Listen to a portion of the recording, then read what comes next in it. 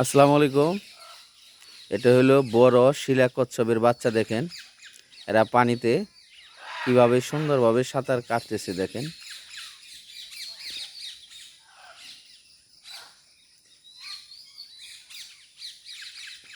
এর দৈহিক বৈশিষ্ট্য 60 সেন্টিমিটার, ওজন 30 কেজি পর্যন্ত হয়ে থাকে। এটা শিলা কচ্ছপের বাচ্চা।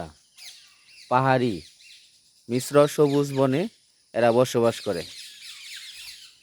অধিকাংশ ক্ষেত্রে খুব ভোরে, সন্ধ্যায় এবং প্রবল বৃষ্টিপাতের সময় এরা খাবার খায় এবং চলাফেরা করে।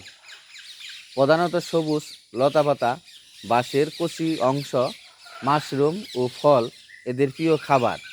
প্রায় সারা বছর মার্চ থেকে জুন মাসে শুকনো লতাপাতা দিয়ে মাটির উপর বাসা তৈরি করে এবং 70 থেকে 80টি ডিম পাড়ে।